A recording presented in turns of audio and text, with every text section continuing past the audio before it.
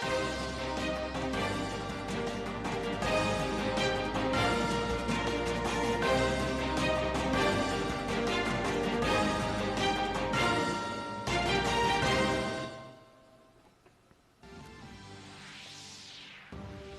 नरेंद्र मोदी ने दुबई में world government शिखर सम्मेलन में विश्व नेताओं को किया संबोधित। कहा, विश्व को पारदर्शी, भ्रष्टाचार मुक्त और ग्रीन सरकार की जरूरत। विकासशील देशों की चिंताओं और ग्लोबल साउथ की प्राथमिकताओं को सामने लाने पर दिया जोर।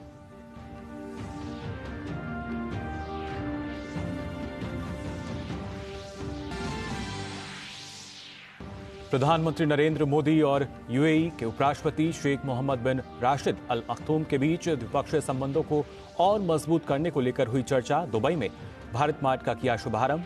अबू धाबी में बोचा निवासी अक्षर पुरुषोत्तम स्वामीनारायण संस्था यानी BAPS मंदिर का भी आज शाम करेंगे उद्घाटन।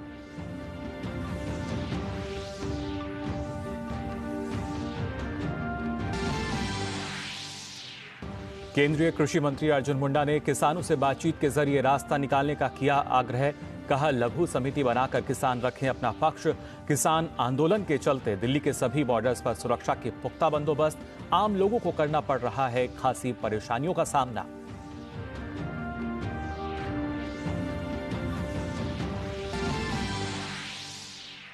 पश्चिम बंगाल में संदेशखाली हिंसा को लेकर प्रदर्शन जारी। संदेशखाली जा रहे बीजेपी कार्यकर्ता और पुलिस के बीच झड़प। पुलिस लाठीचार्ज में भाजपा प्रदेश अध्यक्ष सुकांत मजूमदार घायल, हॉस्पिटल ले गए कार्यकर्ता।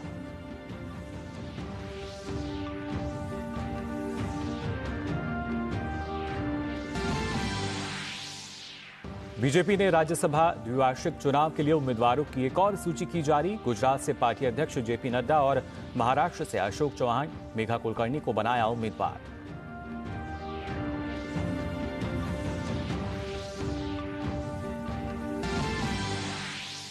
और देश भर में श्रद्धा और आस्था के साथ मनाया जा रहा है बसंत पंचमी का त्योहार। मां सरस्वती की आराधना कर मांगा जा रहा है बुद्धि, ज्ञान, कला और संगीत का आशीर्वाद।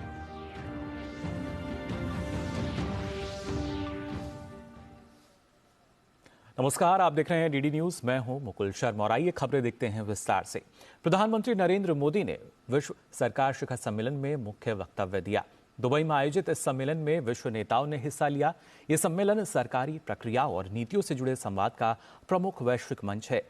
PM ने अपने संबोधन में कहा कि आज की परिस्थितियों में दुनिया को ऐसी सरकारों की जरूरत है जो समावेशी और पारदर्शी हों। PM ने पर्यावरण सहित विभिन्न चुनौतियों से निपटने के लिए गंभीरता को जरूरी बताया। आज विश्व को ऐसी सरकारों की जरूरत है जो इंक्लूसिव हो, जो सबको साथ लेकर चले। आज विश्व को ऐसी सरकारों की जरूरत है जो स्मार्ट हो, जो टेक्नोलॉजी को बड़े बदलाव का माध्यम बनाए। आज विश्व को ऐसी सरकारों की जरूरत है जो क्लीन हो, जो करप्शन से दूर हो, जो ट्रांसपेरेंट हो। आज विश्व को ऐसी सरकारों की जरूरत है जो ग्रीन हो, जो पर्यावरण से जुड़ी चुनौतियों को लेकर गंभीर हो। आज विश्व को आवश्यकता है ऐसी सरकारों की जो ease of living, ease of justice, ease of mobility, ease of innovation और ईज ऑफ डूइंग बिजनेस को अपनी प्राथमिकता बनाकर चले। प्रधानमंत्री ने कहा कि सबका साथ सबका विकास के मंत्र पर चलते हुए भारत सरकार इस बात को सुनिश्चित कर रही है कि योजनाओं के लाभ से कोई भी पात्र व्यक्ति वंचित ना रहे। PM ने कहा कि शासन के इस मॉडल से भ्रष्टाचार और भेदभाव दोनों की ही गुंजाइश समाप्त हो जाती है। PM ने कहा कि आज जहां विश्व के अन्य देशों में सरकारों की विश्वसनीयता घट रही है, वहीं भारत में जनता का सरकार पर विश्वास और मजबूत हुआ है। हम अक्सर कई एक्सपर्ट्स को सुनते हैं कि कोविड के बाद दुनिया भर में सरकारों पर भरोसा कम हुआ है, लेकिन भारत में हमने एकदम विपरीत अनुभव देखा। बीते वर्षों में भारत सरकार पर देश के लोगों का भरोसा और मजबूत हुआ है। लोगों को हमारी सरकार के इंटेंट और कमिटमेंट दोनों पर पूरा भरोसा है। ये कैसे हुआ? क्योंकि हमने गवर्नेंस में जन भावनाओं को प्राथमिकता दी है। हम देशवासियों की जरूरत के प्रति संवेदनशील है। हमने लोगों की जरूरतों और लोगों के सपनों दोनों को पूरा करना पर ध्यान दिया है। प्रधानमंत्री ने विकासशील देशों की चिंताओं और जरूरतों पर ध्यान देने का आह्वान किया। पीएम ने एआई और क्रिप्टो करेंसी जैसे मुद्दों पर वैश्विक प्रोटोकॉल बनाने की भी जरूरत बताई। हमें ग्लोबल साउथ की आवाज सुननी होगी, उनकी प्राथमिकताओं को सामने लाना होगा।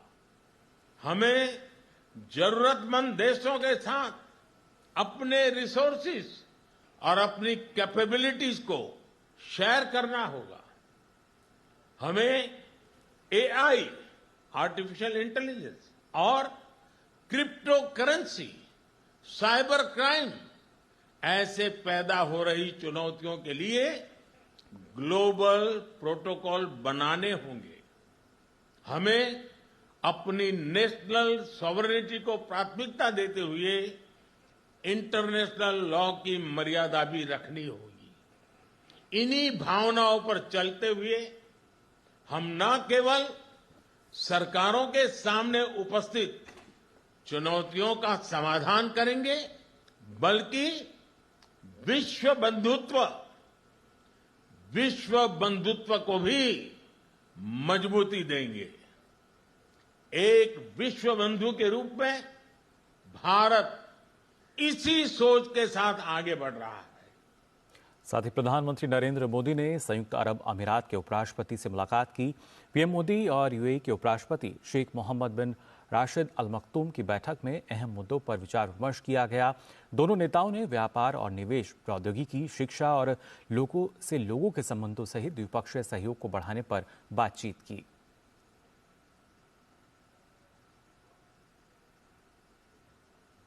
प्रधानमंत्री मोदी और यूएई के उपराष्ट्रपति शेख मोहम्मद बिन राशिद अल मखतूम ने जबल अली में भारत मार्ट की आधारशिला रखी। भारत मार्ट भारतीय व्यवसायों के लिए एक हाइब्रिड मार्केट प्लेस है। जबल अली बंदरगाह के भौगोलिक महत्व और रसद की मदद से भारतीय उत्पादों की वैश्विक बाजार तक पहुंच और आसान हो सकेगी।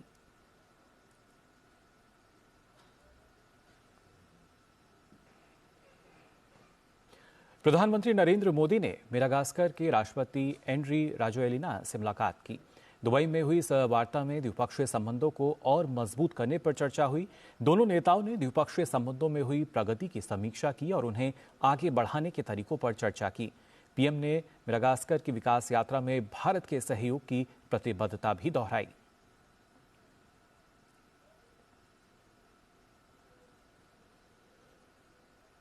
यूएई पहुंचे भारत के प्रधानमंत्री नरेंद्र मोदी आज शाम अबुधाबी में भव्य हिंदू मंदिर का उद्घाटन करने वाले हैं। ये मंदिर अबुधाबी में पहला हिंदू मंदिर है। मंदिर के उद्घाटन से पहले प्राण प्रतिष्ठा समारोह यहां आयोजित किया गया।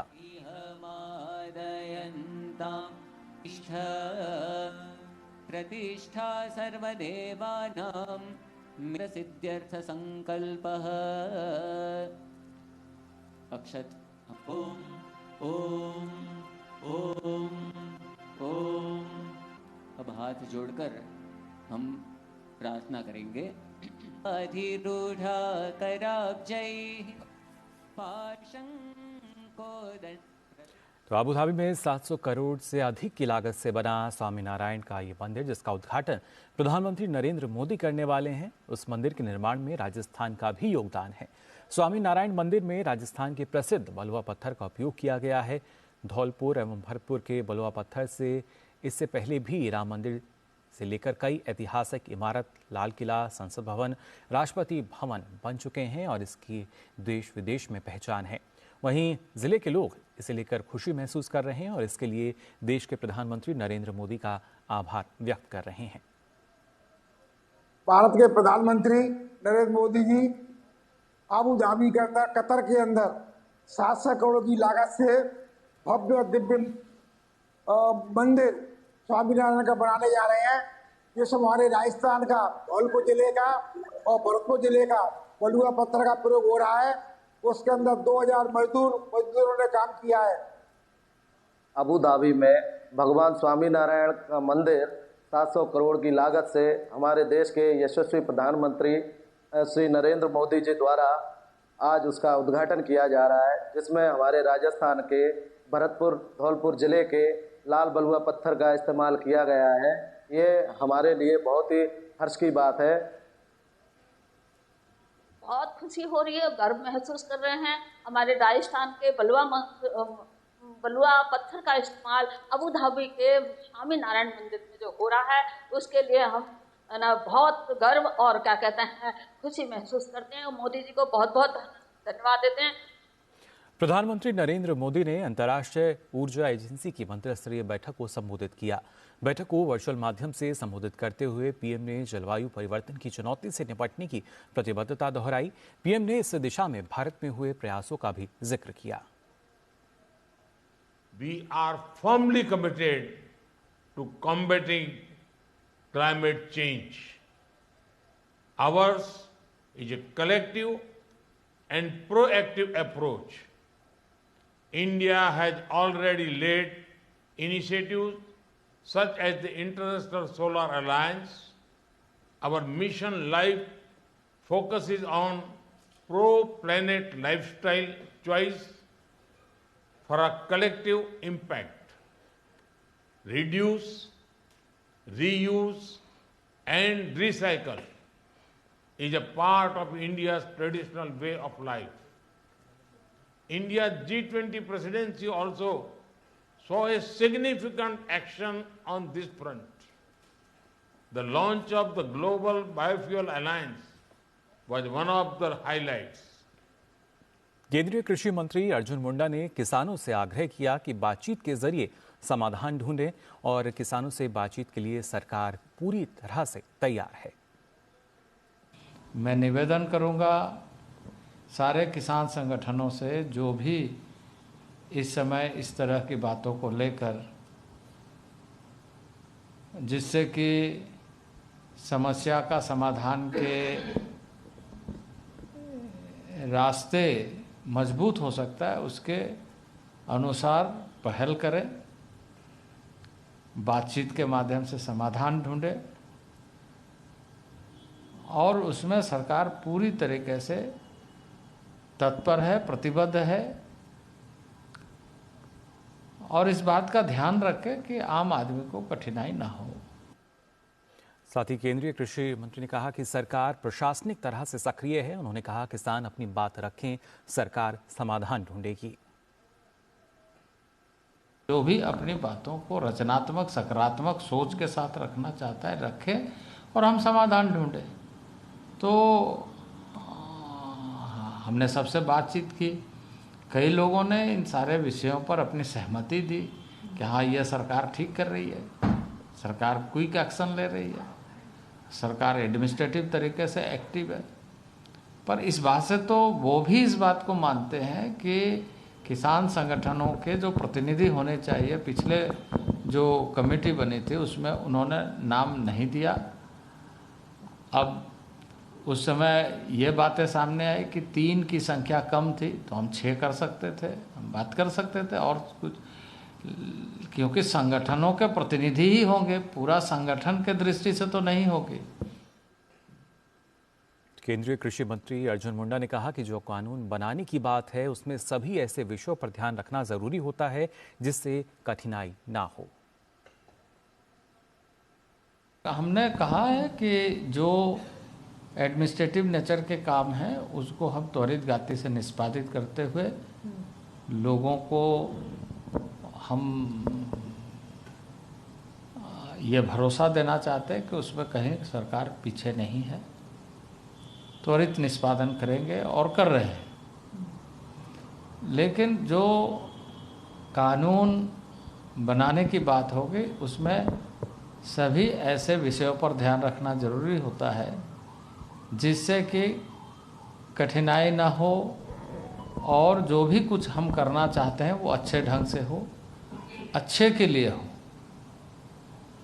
तो इस बात पर हमें और चर्चा इसलिए करने की आवश्यकता जरूरी है क्योंकि इसके पहले भी इस तरह की जब बातें आई तो उसमें किसान संगठनों के प्रतिनिधि के माध्यम से चर्चा करने की बात की गई, लेकिन उसमें किसान संगठनों के प्रतिनिधियों ने योगदान नहीं किया। तो लगातार केंद्रीय कृषि मंत्री का ये अहम और बड़ा बयान यही कि सरकार हमेशा तैयार है, बात रखनी चाहिए, करनी चाहिए और उसके बाद सरकार समाधान भी ढूंढेगी। फिलहाल हम यहाँ रुक रहे हैं एक छोटे से ब्रेक के लिए, जल्द हाजिर होते हैं। मौसम को अपने पैशन के बीच जो नहीं आने देते, मैं उनका फैन हूं। मेरी तरह SBI भी आपका फैन है, इसलिए SBI आपके लिए थोड़ी एक्स्ट्रा मेहनत करता है। तो excellent customer service, assistance to MSMEs और टेक्नोलॉजी ड्रिवन बैंकिंग सॉल्यूशंस। घर छोड़ दूं, SBI बदल रहा है क्योंकि हम एक बदलते देश के फैन हैं। SBI, देश का फैन। मोदी सरकार की गारंटी, भारत होगा गरीबी मुक्त। 5 सालों में 13 करोड़ 50 लाख लोगों को गरीबी से बाहर निकाला। हमारा संकल्प विकसित भारत।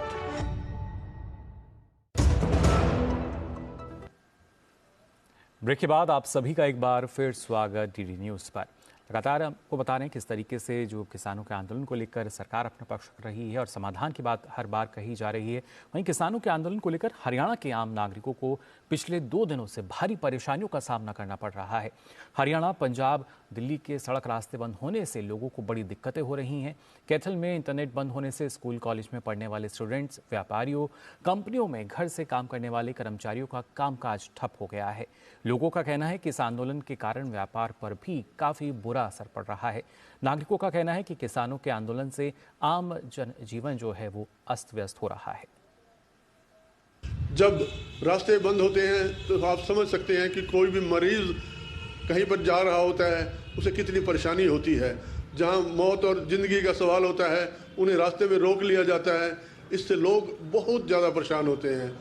ये जो समस्या अब आजकल जो आम जन सहन कर रहा है, जो देखो रास्ते बंद हो गए हैं। अब कुछ हमारे हरियाणा के अंदर कुछ ऐसे जिले हैं जिनका इंटरनेट बिल्कुल बंद कर दिया गया है। हर आदमी जो है इससे बिल्कुल परेशान है, चाहे वो अपना विद्यार्थी है, चाहे कोई बैंकर है या सीनियर सिटीजन है, कोई भी, हर आदमी परेशान है इससे। किसान आंदोलन को लेकर दिल्ली के सिंघू बॉर्डर पर सुरक्षा के पुख्ता इंतजाम है। कई सुरक्षा के बीच बॉर्डर सील कर दिए गए हैं। बॉर्डर सील होने की वजह से आम राहगीरों को काफ़ी कठिनाइयों का सामना करना पड़ रहा है। आम आदमी पैदल यात्रा के जरिए बॉर्डर पार कर पा रहे हैं। सिंघू बॉर्डर पर आम यात्रियों से बात की हमारे सहयोगी धीरज कुमार ने। अभी हम सिंधु बॉर्डर पे मौजूद हैं और यहाँ के जो बॉर्डर को सील कर दिया गया है, आम लोगों को काफी परेशानी हो रही है। कुछ लोगों से हम बात करते हैं। अभी आपको कहाँ जाना है? हम जी अब कश्मीरी गेट जाऊंगा, हमें बस मिल गई जी, बस से जाऊंगा कि तो जी ट्रेन से निकलूंगा। बच्चे हमारे तबीयत ही खराब है, हमको रुकना नहीं। अब कोई तरह हमने हाल में बुरा हाल में जा रहे हैं जी।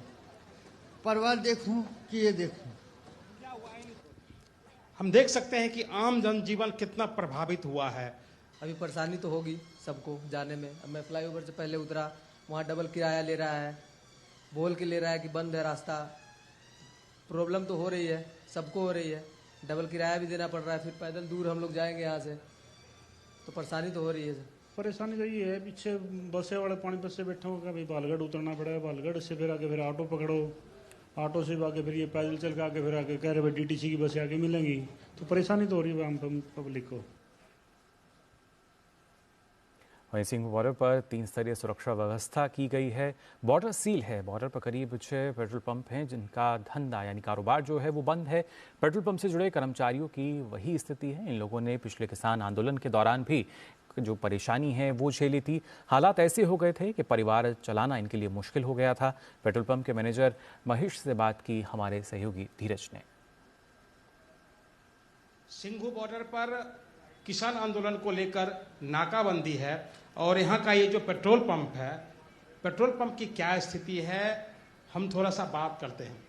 आप ये तो सारी ये कस्टमर आ ही नहीं रहा, मतलब तो सारी जब कस्टमर आएगा तभी कुछ होएगा, मतलब ये है ना।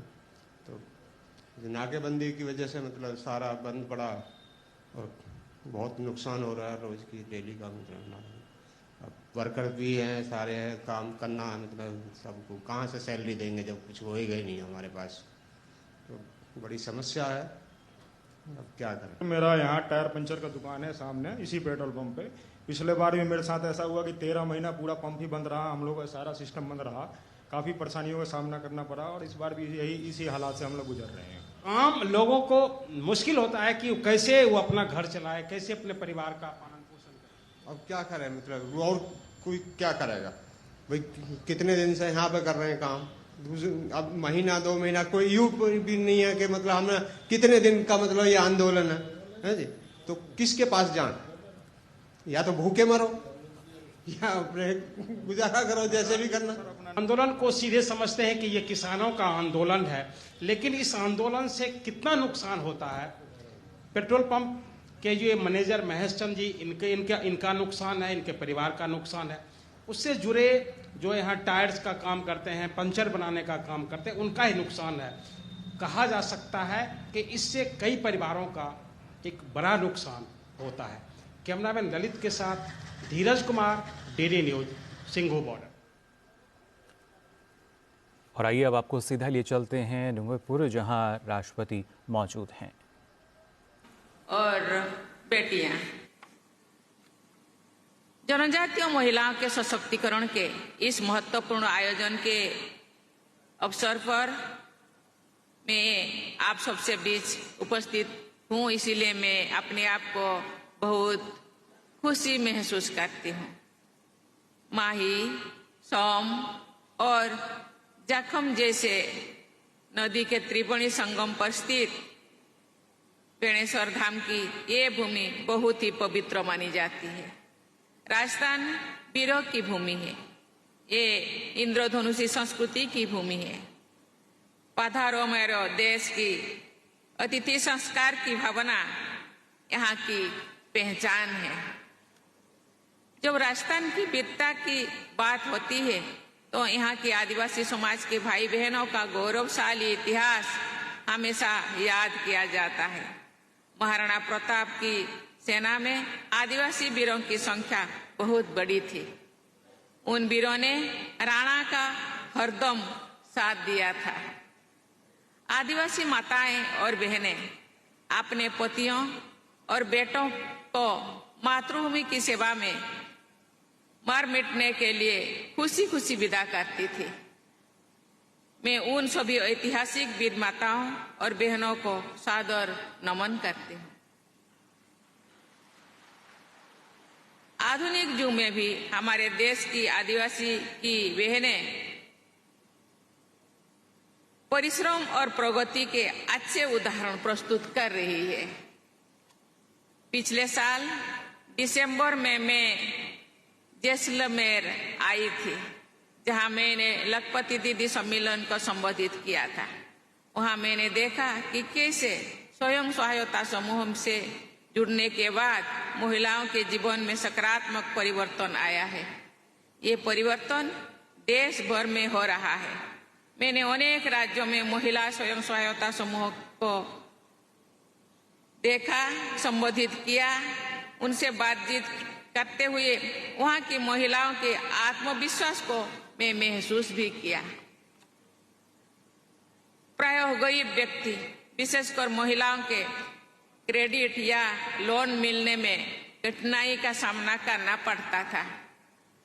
एक खुशी की बात है कि महिलाओं को स्वयं सहायता समूह से जोड़कर राजस्थान सरकार इस समस्या का समाधान निकाल रही है। स्वयं सहायता समूह न केवल वर्किंग कैपिटल प्रदान करने का काम कर रही है, बल्कि ह्यूमन कैपिटल और सोशल कैपिटल बनाने में भी सराहनीय काम कर रही है।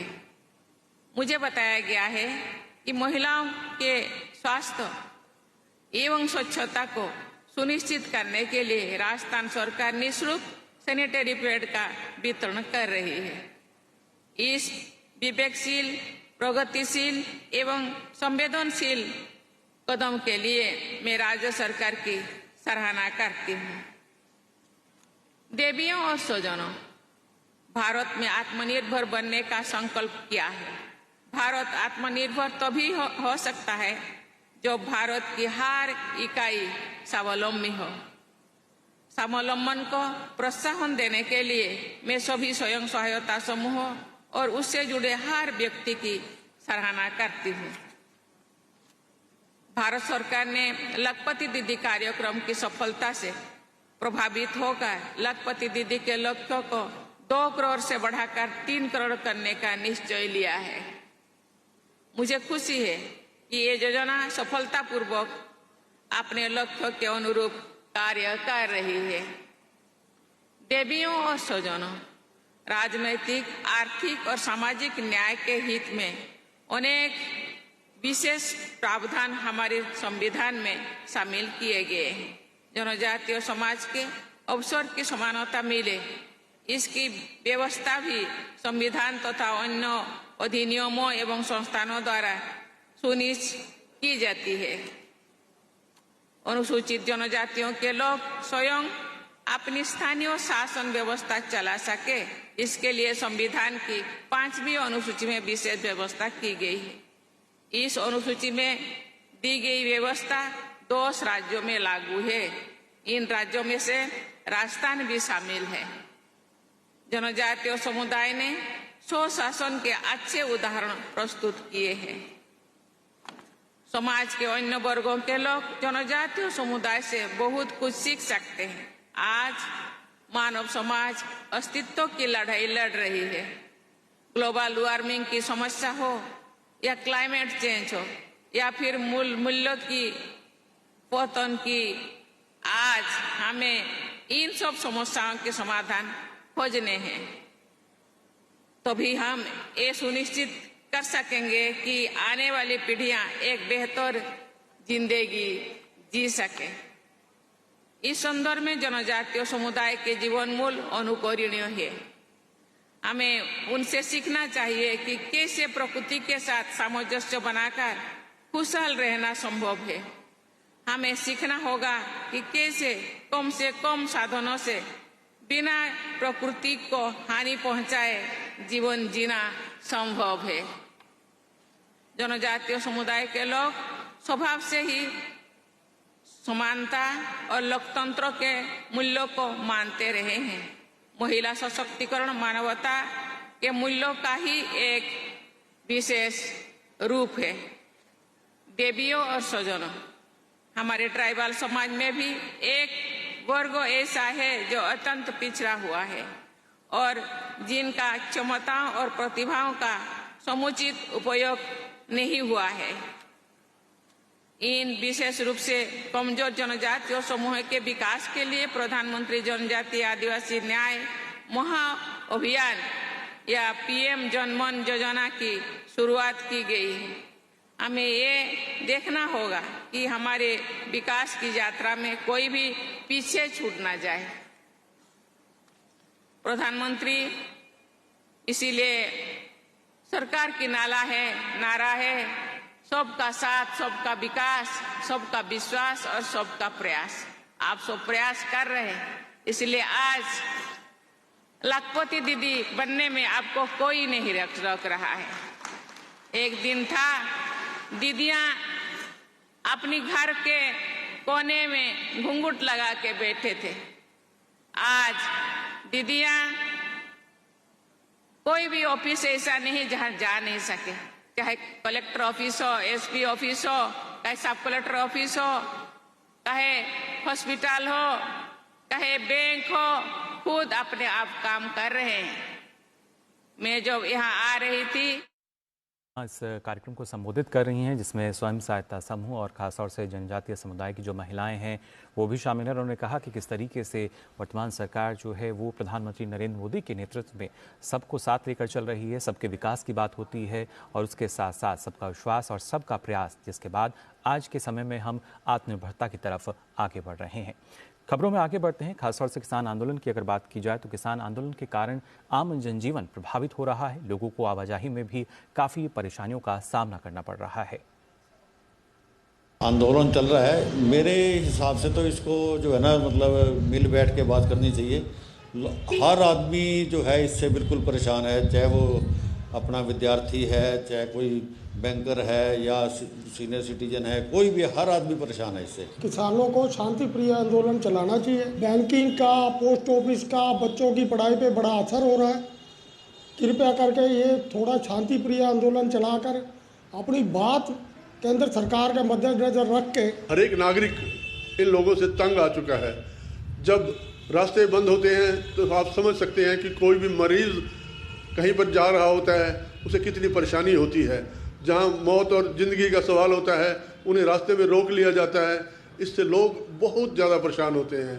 गाड़ियां बंद, जो मंडी के अंदर जो सामान आना है, चाहे वो ग्रोसरी का सामान है, चाहे वो फल फ्रूट का सामान है, अभी तो फिलहाल जैसे आ रहा है, आगे इसका असर कुछ दिनों के बाद दिखने लगेगा। ये हर चीज़ महंगी हो जाएगी। जो हमारे मित्रगण हैं जो यहाँ से पंजाब में जॉब करते हैं, अब ये देख लो कितनी समस्या आ गई है। आज वो अपनी जॉब पे नहीं जा रहे, जो जिसके कारण समस्या पे समस्याएं बढ़ती जा रही है।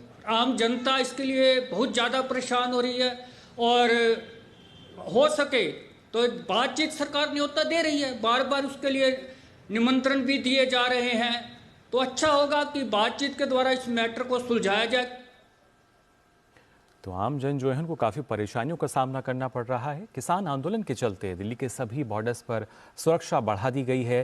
टीकरी बॉर्डर पर आंदोलन का असर जो मजदूर हैं और रोजगार पर भी, उनके रोजगार पर पड़ रहा है। इसको लेकर कॉन्फेडरेशन ऑफ बहादुरगढ़ इंडस्ट्रीज ने मेट्रो के पिलर्स पर पोस्टर लगाकर किसान संगठनों से अपील की है। कि वहीं स्थानीय लोगों ने भी कहा कि पिछली बार भी आंदोलन से उन्हें नुकसान हुआ था और एक बार फिर अब उन्हें नुकसान का डर सता रहा है। सामान आने जाने में काफ़ी दिक्कतें हो रही हैं, जिस वजह से फैक्ट्री में लेबर खाली बैठानी पड़ रही है हम लोगों को। उसके बाद आने जाने में भी डेली वेजेस में बहुत दिक्कत हो रही है। निकलने बैठने में, गलियों में बहुत सारा आप देखोगे तो रश हो रहा है। शाम को घर पहुंचने में जो हमको नॉर्मली आधा घंटा लगता था, ट्रैफिक होने की वजह से 1.5-2 घंटे लगाने पड़ रहे हैं। बहुत तकलीफ है सर, आने में भी जाने में भी। पैदल नहीं निकल सकते, गाड़ी तो बहुत मुश्किल सी बात है। पैदल निकलना मुश्किल है। देखो सारी दुकानें बंद हैं। जहाँ 8 बजे रात को निकलते थे वहाँ 5 बजे 6 बजे निकलना पड़ता है। काम पे बहुत फर्क पड़ रहा है, बहुत ज़्यादा फर्क पड़ रहा है। माल आएगा नहीं तो फिर काम कैसे होगा? तो हम लोग घर जाने के लिए सोच रहे हैं।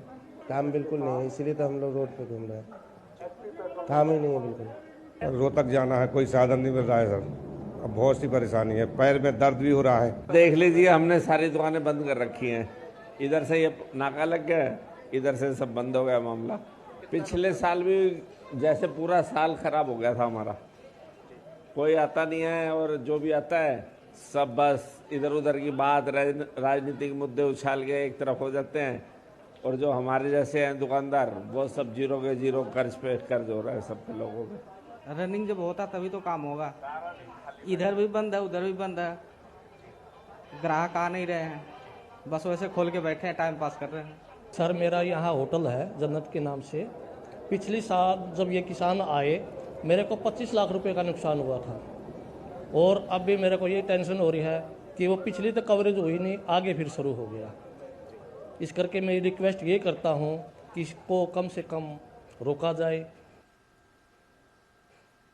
तो ना सिर्फ आम जनता बल्कि हर वर्ग जो है उसको यही डर सता रहा है कि फिर से कहीं ना कहीं उन्हें नुकसान जो है वो उठाना पड़ सकता है इस आंदोलन की वजह से। क्योंकि लगातार आपको हम तस्वीरों में भी बताया, हमने दिखाया भी कि किस तरीके से अलग अलग बॉर्डर्स पर जो राजधानी दिल्ली के बॉर्डर्स हैं, किसान आंदोलन की वजह से उन पर खासा असर पड़ रहा है। आवाजाही जो है उस पर भी लोगों को काफ़ी परेशानियों का सामना करना पड़ रहा है। वहीं अगर गाजीपुर बॉर्डर की बात की जाए तो यहाँ भी लोगों को आने जाने में काफ़ी समय लग रहा है, जिस वजह से उन्हें परेशानी उठानी पड़ रही है। बहुत परेशानी हो रही है आने जाने में। जिस रास्ते पे चलने में 5-7 मिनट का टाइम लगता है, उस रास्ते में आधा घंटा पौना घंटा साधारण है। तो समस्या तो जनता को ही है। मैं रात को गुड़गांव से आ रहा था, वहाँ तो बहुत ही मुश्किल था। तो ये समस्या सारी जनता को ही है। दिक्कत हो रही है सर, काम दाम बिल्कुल रोड ब्लॉक कर दिए गए हैं, जाने के लिए रास्ता नहीं मिलता है। उस रास्ते से निकलते हैं, हर जगह ट्रैफिक ही ट्रैफिक है। ज़्यादा कस्टमरों को टाइम लगता है, सवारी उतर करके चली जाती है, हम लोगों को बहुत ज़्यादा प्रॉब्लम है। तो पूरे रास्ते जाम कर रखे हैं और कई रास्ते आप देख ही रहे हो कैसे जाम लग रहा है। निकलने के लिए परेशानी हो रही है। जो आदमी आधे घंटे में अपनी ड्यूटी पहुंचता था वो बेचारा 2 घंटे में पहुंच रहा है। जाम के तो बहुत परेशान है हम, क्या पूरी पब्लिक परेशान है। बहुत ज़्यादा ऑफिस जाने में भी दिक्कत होगी सर, बहुत ज़्यादा दिक्कत होगी हमें। बहुत प्रॉब्लम हो रही है, काफ़ी प्रॉब्लम्स हो रही है। तो जाम से काफ़ी परेशानी जो है वो लोगों को उठानी पड़ रही है। अगर लेकिन बात पिछले 10 साल की हम करें तो अपने कार्यकाल में मोदी सरकार ने किसान और कृषि को अपनी प्रमुख प्राथमिकता बताया और उसके लिए कार्य भी किए। इसके अलावा केंद्र सरकार समय समय पर किसानों की मांगों के साथ साथ उनके विकास और बेहतरी के लिए अनेक कदम उठाती रही है। आइए आपको बताते हैं कि मोदी सरकार की कुछ अहम योजनाओं के बारे में जिनका फायदा देश भर के करोड़ों किसानों को मिल रहा है। कृषि बजट में पिछले 10 वर्षों में 5 गुना की वृद्धि हुई है। कृषि आधारित बुनियादी सेवा के लिए निवेश में बढ़ोतरी की गई। किसानों की हर जरूरत को पूरी करने के लिए पीएम किसान समृद्धि केंद्र स्थापित किए गए। उर्वरक उत्पादन और सब्सिडी में बढ़ोतरी की गई। तो वहीं नीम कोटेड यूरिया की जो उपलब्धता है उसको बढ़ाया गया। यूरिया सीधे अब किसानों के पास पहुंचता है, उसकी कालाबाजारी बंद हुई। किसान सम्मान निधि के तहत किसानों को सालाना 6,000 रुपये की किश्त दी जा रही है। 2.8 लाख करोड़ किसानों को ये बांटा गया। तो किसानों को वृद्धावस्था में सामाजिक सुरक्षा के लिए प्रधानमंत्री की जो योजना है वो चल रही है। प्रधानमंत्री फसल बीमा योजना का जो दायरा है वो बढ़ा दिया गया। 1.5 करोड़ बीमा राशि दी गई। तकनीक के माध्यम से अब बीमा जल्दी हो जाता है। ई-नैम पर देश भर में 1398 मंडियां रजिस्टर्ड हुई हैं। देश भर के करोड़ों किसान अपनी फसल अब मनपसंद मंडी में बेचते हैं जहां बेहतर भाव मिलता है। आज़ादी के बाद पहली बार 50% रिटर्न की जो मांग की गई थी उसको भी पूरा किया गया। नमो ड्रोन दीदी की अगर बात की जाए तो ये भी काफ़ी महत्वपूर्ण रहा है कि कैसे लगातार सरकार ने हर स्तर पर प्रयास किए हैं। चौधरी चरण सिंह, डॉक्टर स्वामीनाथन को भारत रत्न दिया गया क्योंकि सरकार का उद्देश्य यही है कि जो अभी तक किसानों के हित की बात होती आई है उन हितों को समझें और उस मार्ग पर लगातार सरकार आगे बढ़ती हुई नजर आ रही है इन पिछले 10 सालों की अगर बात की जाए तो। वहीं पूरे मामले में आज न्यूनतम समर्थन मूल्य की गारंटी का किसानों से वादा कर रही कांग्रेस ने साल 2010 में स्वामीनाथन आयोग की सिफारिश को ठुकरा दिया था। यूपीए सरकार ने साल 2010 में आयोग की उस रिपोर्ट को खारिज कर दिया था जिसमें फसलों की न्यूनतम समर्थन मूल्य औसत लागत से 50% से ज्यादा रखने की सिफारिश की गई थी। इस बात की पुष्टि राज्यसभा में पूछे गए एक सवाल के जवाब में हुई थी। ये सवाल 16 अप्रैल 2010 को पूछा गया था। इस संबंध में भाजपा के तत्कालीन राज्यसभा सांसद प्रकाश जावड़ेकर ने कृषि राज्य मंत्री केवी थॉमस से सवाल पूछा था कि क्या किसानों को एमएसपी दिए जाने के मसले पर सरकार स्वामीनाथन आयोग की सिफारिशों को लागू करने जा रही है। इस पर जवाब देते हुए केवी थॉमस ने बताया कि प्रोफेसर एम एस स्वामीनाथन के अध्यक्षता में राष्ट्रीय किसान आयोग की सिफारिश है कि न्यूनतम समर्थन मूल्य उत्पादन के औसत लागत से कम 50% अधिक होना चाहिए। हालांकि इस सिफारिश को सरकार ने स्वीकार नहीं किया है क्योंकि एमएसपी की सिफारिश कृषि लागत और मूल्य आयोग यानी सीएसीपी द्वारा वस्तुनिष्ठ मानदंडों और प्रासंगिक कारकों पर विचार के आधार पर की जाती है। इसलिए लागत पर कम से कम 50% की वृद्धि निर्धारित करने से बाजार पर बुरा असर पड़ सकता है। कुछ मामलों में एमएसपी और फसलों की उत्पादन लागत को जोड़कर देखना गलत होगा, इससे बाजार पर सही असर नहीं होगा। 2010 में ये जो मांग थी ठुकरा दी गई थी और वही कांग्रेस आज दम भर रही है कि हम किसानों को एमएसपी की गारंटी देंगे, लेकिन अब से 14 साल पहले की अगर बात की जाए तो यही मांग ठुकरा भी गई थी। और इस पर और ज़्यादा जानकारी के लिए आइए रुक करेंगे हमारे संवाददाता धीरज सिंह जो हैं वो फिलहाल अब हमारे साथ जुड़ रहे हैं। धीरज, अगर बात की जाए लगातार जिस तरीके से किसान आंदोलन को अगर देखा जाए, और इनको शायद किसान कहना भी गलत होगा, जिस तरीके से आम जनता परेशान हो रही है, अन्नदाता के लिए एक अलग छवि रखती थी आम जनता, लेकिन अब उसी आम जनता को परेशान होना पड़ रहा है। लोगों के कामकाज कारोबार जो हैं उनको डर सता रहा है कहीं ठप ना हो, कहीं नुकसान ना हो। क्या स्थिति फिलहाल वहाँ पर बनी हुई है?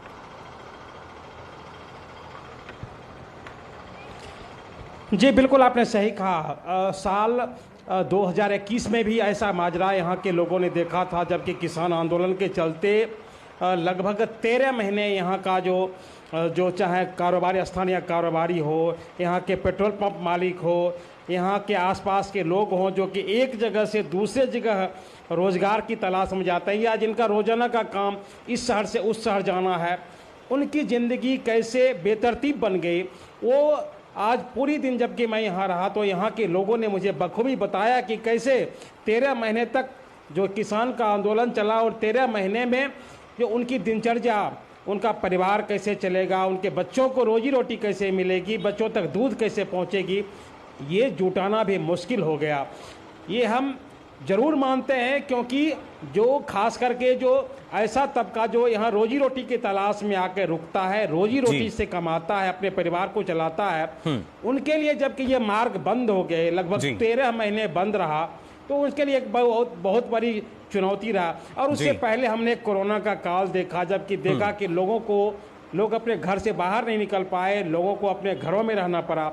और कोरोना का काल जब समाप्त हुआ, लोग घरों से बाहर निकले, रोजी रोटी की तलाश शुरू हुई, उसके बाद फिर यहाँ के लोगों को किसान आंदोलन का एक तोहफा मिला और जिसमें लगभग 13 महीने उनकी ज़िंदगी एक तरीके से समझा जाए कि बर्बाद हो गई।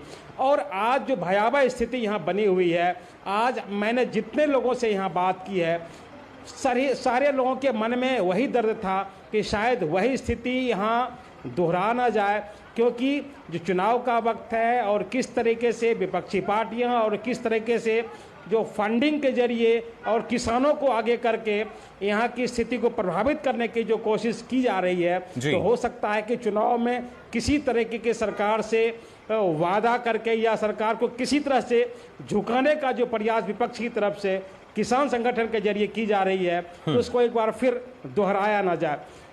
अगर आपने बात करी किसानों की, तो आज जो पूरी रिपोर्ट और कल की जो हमने पूरी रिपोर्ट देखी, कल केंद्रीय मंत्री सूचना एवं प्रसारण ने विस्तार रूप में बताया कि कैसे बीते 10 सालों में केंद्र की सरकार ने किसानों के प्रति अपनी प्रतिबद्धता को दिखाया है। उन्होंने आंकड़ों के जरिए समझाया है कि किसान की तमाम योजनाओं के जरिए, एमएसपी के जरिए, उन्होंने एमएसपी का ही आंकड़ा दिया है, उस आंकड़े के जरिए उन्होंने साफ तौर पे कहा है कि बीते 10 वर्षों में मोदी की सरकार 5,50,000 करोड़ रुपये की खरीदारी की है जी। चाहे वो दलहन की खरीदारी हो, चाहे तिलहन की खरीदारी हो, चाहे वो गेहूं की खरीदारी हो। ये उन्होंने 5,50,000 का जो आंकड़ा दिखाया है वो कांग्रेस के जमाने का दिखाया, और अपना जो उन्होंने आंकड़ा पेश किया उसके मुताबिक मोदी सरकार ने बीते 10 सालों में 18,39,000 करोड़ रुपए की खरीदारी की है जी। और जो बताया कि ये पिछले कांग्रेस के 10 साल और अभी वर्तमान के सरकार के 10 साल से 3 गुना अधिक है। इसके अलावा केंद्र सरकार के जितने भी योजनाएं हैं, चाहे किसान सम्मान निधि की योजना हो, किसानों तक सिंचाई पहुंचाने की योजना हो, किसानों को कैसे कीटनाशक दवाई मिले, कैसे कीटनाशक दवाई के जरिए किसानों की स्थिति सुधारी जाए, कैसे समय पर किसानों को यूरिया मिले, इसकी सुविधा सरकार ने उपलब्ध कराई। तमाम सुविधाएं जो है वो किसानों को बताया है कि कैसे इस साल के बजट में 1,25,000 करोड़ रुपए की घोषणा केवल कृषि के क्षेत्र में की गई है और सरकार कृषि क्षेत्र को सुधारने के लिए, कृषि के क्षेत्र में किसानों की आय को बढ़ाने के लिए, किसान आत्मनिर्भर बने, किसान को संबल देने के लिए तमाम जो प्रयास किए हैं, बिल्कुल सरकार लगातार प्रयास कर रही है। धीरज अपनी बात कहने की कोशिश की है। और जो सबसे अहम बात मैं कहने की कोशिश कर रहा हूं कि किसान संगठन सरकार से बात करने की बजाय आंदोलन पे तुले हुए हैं। कल भी भारत सरकार के 3 केंद्रीय मंत्री जबकि चंडीगढ़ जाते हैं, तो किसानों को उन मंत्रियों से अपनी बात रखनी चाहिए। चलिए बिल्कुल धीरज, और भी अपडेट्स आपसे लगातार हम लेते रहेंगे। और जैसा आप बता रहे थे कि सरकार की पूरी कोशिश यही है कि जो किसान के लिए किस तरीके से, क्योंकि प्राथमिकताओं में से एक रहे हैं किसान, उसके लिए जरूरी है कि उनको तमाम सुविधाएं दी जाए। लगातार सरकार वही सुविधाएं दे रही है, लेकिन फिर भी बावजूद इसके जो स्थिति है वो अब कुछ इस तरह की सामने नजर आ रही है, जिसमें कहीं ना कहीं जो राजनीति है वो भी देखी जा सकती है। फिलहाल हम यहाँ रुकने एक छोटे से ब्रेक के लिए जल्द हाजिर होते हैं।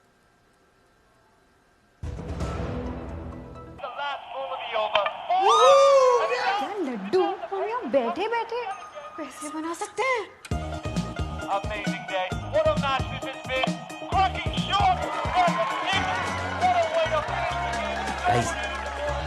मैं तुम्हारे बिजनेस आइडिया का बड़ा फैन। अब बिजनेस चाहे जो भी, SBI का करंट अकाउंट तो चाहिए ना। SBI करंट अकाउंट से सिंप्लीफाइड बिजनेस ट्रांजैक्शंस और ग्रेट कस्टमर सर्विस। SBI, देश का फैन। मोदी सरकार की गारंटी, सबका अपने पक्के घर का सपना होगा पूरा। 4 करोड़ पक्के घरों का निर्माण, हमारा संकल्प विकसित भारत।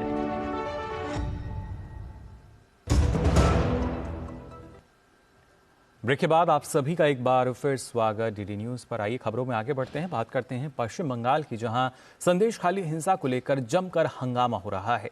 संदेशखाली हिंसा के विरोध में वहां जा रहे भारतीय जनता पार्टी के पश्चिम बंगाल अध्यक्ष सुकांत मजूमदार पुलिस के साथ उनकी झड़प हुई, जिसमें वो घायल हुए और फिर बेहोश हो गए। जानकारी के मुताबिक बीजेपी नेता सुकांत मजूमदार को उत्तर 24 परगना के संदेशखाली जाना था। संदेशखाली जाते समय पुलिस से उनकी नोकझोंक शुरू हो गई। इसी बीच पुलिस ने लाठीचार्ज कर दिया। बेहोश सुकांत मजूमदार को तुरंत वहां से अस्पताल ले जाया गया। वहीं प्रदर्शन से पहले घायल होने से पहले की अगर बात की जाए तो पश्चिम बंगाल भाजपा प्रमुख सुकांत मजूमदार ने पश्चिम बंगाल सरकार को घेरते हुए कहा था कि मुख्यमंत्री ममता बनर्जी और इनसे जो पुलिस है वो ये दोनों ही कहीं ना कहीं डरे हुए हैं और ये सुनिश्चित करने की कोशिश कर रही हैं कि संदेशखाली की घटना सामने ना आए। इसके लिए बार बार धारा 144 लगाई जा रही है। और पुलिस डर रही है कि संदेशखाली की जो घटनाएं हैं वो सामने ना आए, इसके लिए हर संभव कोशिश ममता बनर्जी की सरकार कर रही है और इसके लिए बार बार 144 इम्पोज किया जा रहा है। जब कोर्ट ने 144 को निरस्त कर दिया उसके बाद फिर देर रात में शायद लगभग 12 बज गए थे होंगे, 12 बजे के बाद 19 स्पॉट को मेंशन करके 144 फिर से लगा दिया गया। इसका मतलब ये है कि ऐसे जगहों पे लगाया गया कि कोई बाहर वाला नहीं जा पाए। वहीं पश्चिम बंगाल में संदेशखाली में हिंसा की शिकार एक महिला ने अपनी आप बीती सुनाई। हमारा जबरदस्ती जमीन ले लिया गया है। जो किसान यहाँ पे धान की खेती करते थे, धान उस टाइम काटा भी नहीं है, धान फल रहा था, उसी धान के ऊपर से खारा पानी चढ़ा दिया गया है और उनका किसानों को बोला गया कि लीज देंगे, जो सालाना लीज होता है वो भी नहीं दिया गया। 3 साल हो गया, एक भी पैसा नहीं मिला किसानों को। जबरदस्ती काम कराता था लड़कों को, रात को 12 बजे लड़कों लड़की दोनों को गांव से उठा के ले जाता था और काम करा के कोई पैसा नहीं देते थे। चाहे घर के आदमी बीमार हो उनको भी उठा ले जाके काम कराता था, पैसा नहीं मिलते थे। तो यहाँ पे देखिए किस तरीके की जो स्थिति है उसको झेला है। और फिलहाल हमारे संवाददाता प्रसन्नजीत जो हैं वो हमारे साथ जुड़ चुके हैं फोन लाइन पर। प्रसन्नजीत, जानना चाहेंगे सबसे पहले फिलहाल क्या स्थिति बनी हुई है? अगर सुकांत मजूमदार की बात की जाए, हमने देखा किस तरीके से नोकझोंक उनकी हुई, पुलिस ने लाठीचार्ज किया और उसके बाद जो उनकी स्थिति है, फिलहाल क्या ताज़ा जानकारी इस बारे में? बिल्कुल, देखिए पहले तो सुकांत मजूमदार की बात मैं बता दें कि उनको वहाँ की जो अस्पताल है बसीराट स्पेशलिटी अस्पताल, वहाँ पे जो फर्स्ट एड है वो फर्स्ट एड करने के बाद उनको कोलकाता में किसी अच्छे अस्पताल में लाया जा रहा है। वो उनकी जो कॉन्वॉय वो रास्ते पे है। पहली बात तो ये। दूसरी बात है कि संदेशखाली जिस जगह पे हम पिछले 10 दिनों से देख रहे थे उसी जगह पे है, उसी जगह पे है। मतलब कि किसी तरह की कोई जो इन लोगों को, इस महिलाओं को कुछ मदद मिले, इन महिलाओं को अपने जीवन सुधारने की मौका मिले, अभी तक ऐसा कुछ नहीं मिला, क्योंकि सरकार की तरफ से कोई कदम नहीं उठाया गया। बल्कि जैसे आपने अपने रिपोर्ट में भी बताया कि फिर से एक धारा 144 लगा दिया गया। इसीलिए किसी को समझ में नहीं आ रहा है कि अंदर ये महिलाएं, ये लोग कैसी स्थिति में है, किस तरह से उनका दिन गुजरान, अभी ये सब कुछ उजागर होने के बाद अभी किस तरह से उनका दिन गुजरान हो रहा है। मुकुल जी बिल्कुल प्रसन्नजीत, यानी कह सकते हैं ना शासन किसी तरह की कार्रवाई करना चाहता है, ना ही प्रशासन, और उसी की वजह से जो आम जनता है वो लगातार परेशानी झेल रही है। बिल्कुल मुकुल, और ये ऐसी बात है कि पिछले कई दिनों से, कई सालों से ऐसा चल रहा था और सिर्फ डर के मारे इन लोगों ने, ये शासन और प्रशासन की डर के मारे इन लोगों ने इस तरह से अपना जवाब, अपना मुंह खोल नहीं पा रही थी। लेकिन अब जब हकीकत सामने आ गया है, अब जब सच्चाई सामने आ गया है, अब तो कम से कम शासन और प्रशासन की तरफ से कुछ कदम उठाया जाए। सिवाय धारा 144 कुछ भी नहीं किया जा रहा है। ऊपर से ऐसे बताया जा रहा है, ऐसे आरोप है कि जिन महिलाओं ने ये सब बातें पूरे देश के सामने रखा है, उन्हीं के परिवार के खिलाफ फिर से केस दर्ज किया जा रहा है, उन्हीं के परिवार के लोगों को परेशान किया जा रहा है, उन्हीं के परिवार के लोगों के साथ, चाहे वो नेशनल वुमेन कमीशन हो या किसी बाहर के लोग हैं उनसे बात नहीं करने दिया जा रहा है। तो स्थिति ऐसा है मुकुल। जी बिल्कुल, तो स्थिति बिल्कुल विपरीत, जो लोकतंत्र जब हम कहते हैं उससे बिल्कुल उलट स्थिति यहाँ नजर आती है। फिलहाल बहुत बहुत शुक्रिया प्रसन्नजीत हमारे साथ जुड़ने के लिए और ताज़ा अपडेट्स देने के लिए। आगे बढ़ते हैं खबरों में। आपको बता दें, पूर्व प्रधानमंत्री लाल बहादुर शास्त्री के पोते विभाकर शास्त्री आज भारतीय जनता पार्टी में शामिल हो गए हैं। उन्होंने आज ही कांग्रेस पार्टी से इस्तीफा दिया था। उन्होंने सोशल मीडिया प्लेटफॉर्म एक्स पर एक पोस्ट के जरिए अपने इस्तीफे का ऐलान किया। विभाकर शास्त्री ने अपने ट्वीट में बताया कि उन्होंने कांग्रेस पार्टी की प्राथमिकता सदस्यता से इस्तीफा दे दिया है। वहीं भाजपा में शामिल होने पर उन्होंने कहा कि उन्हें उनके दादा लाल बहादुर शास्त्री के दृष्टिकोण को आगे बढ़ाने का अवसर मिलेगा और पीएम नरेंद्र मोदी के नेतृत्व में वह जय जवान जय किसान के दृष्टिकोण को और मजबूत करके देश की सेवा करेंगे। का आभार प्रकट करना चाहता हूं कि मुझे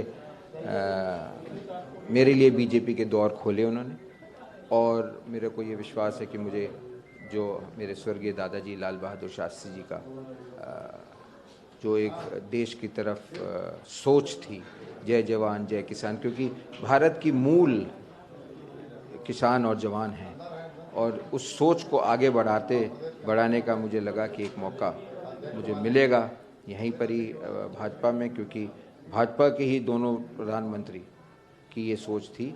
पहले वाजपेयी जी ने जय जवान जय किसान में जय विज्ञान जोड़ा, और उसके बाद आदरणीय प्रधानमंत्री जी ने जय जवान जय किसान जय विज्ञान जय अनुसंधान जोड़ा।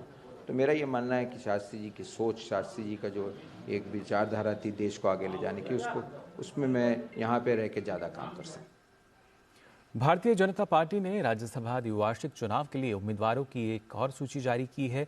गुजरात से पार्टी अध्यक्ष जेपी नड्डा उम्मीदवार हैं, जबकि कांग्रेस से भाजपा में आए अशोक चौहान को महाराष्ट्र से राज्यसभा का उम्मीदवार बनाया गया है। जेपी नड्डा के अलावा गुजरात से गोविंद भाई ढोलकिया, मयंक भाई नायक और डॉक्टर जशवंत सिंह सलाम सिंह परमार उम्मीदवार बनाए गए हैं। इसी प्रकार महाराष्ट्र से अशोक चौहान के अलावा मेघा कुलकर्णी और डॉक्टर अजीत गोपछड़े को राज्यसभा उम्मीदवार बनाया गया है। वहीं बीजेपी ने राज्यसभा द्विवार्षिक चुनाव के लिए उम्मीदवारों की एक और सूची की अगर खासतौर से बात की जाए जो कि जारी की है, सूची के अनुसार मध्य प्रदेश से केंद्रीय मंत्री एल मुरुगन को और ओडिशा से केंद्रीय मंत्री अश्विनी वैष्णव को राज्यसभा उम्मीदवार बनाया गया है। इसके अलावा मध्य प्रदेश से उमेश नाथ महाराज, माया नारोलिया और बंसीलाल गुर्जर को उम्मीदवार बनाया गया है। वहीं भाजपा नेता सुधांशु त्रिवेदी ने आज लखनऊ में राज्यसभा चुनाव के लिए नामांकन दाखिल किया। इस दौरान उनके साथ मुख्यमंत्री योगी आदित्यनाथ, डिप्टी सीएम ब्रजेश पाठक, मंत्री स्वतंत्र देव सिंह और यूपी के पार्टी प्रभारी बिजन पांडा भी उपस्थित थे।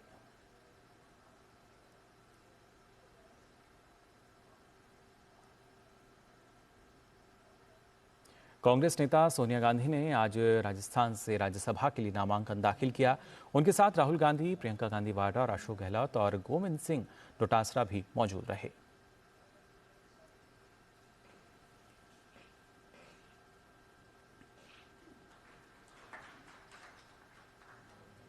और बात बसंत पंचमी की, जिसके शुभ अवसर पर इंडिया कल्चरल एसोसिएशन ने कोलंबो में स्वामी विवेकानंद सांस्कृतिक केंद्र के सहयोग से सरस्वती पूजा का आयोजन किया।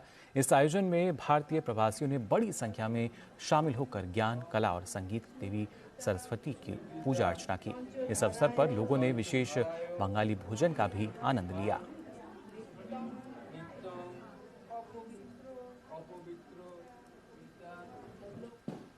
और आइए अब चलते चलते आपको छोड़े जाते हैं भारतीय नौसेना मिलन 2024 की खास झलकियों के साथ। 19 से 27 फरवरी तक पूरी दुनिया की 51 नेवीज भारतीय नौसेना के न्योते पर विशाखापट्टनम के समुद्र में और विशाखापट्टनम पर एक इंटरनेशनल मैरीटाइम एक्सरसाइज करेंगी।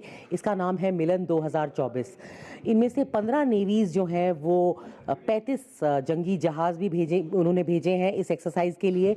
और हार्बर फेज के बाद जो सी फेज होगा 24 से 27 फरवरी तक, उसमें ये सारी की सारी नेवीज जो हैं वो anti submarine warfare, air defence और टैक्टिकल एक्सरसाइजेस करेंगी। जैसे हमारी लुक ईस्ट और एक्ट ईस्ट पॉलिसी बढ़ती गई, उसके बाद गवर्नमेंट ऑफ इंडिया का इनिशिएटिव सागर का security and growth for all in the region, ये जब आया तो बढ़ते बढ़ते ये एक्सरसाइज काफ़ी बड़ी हो गई है।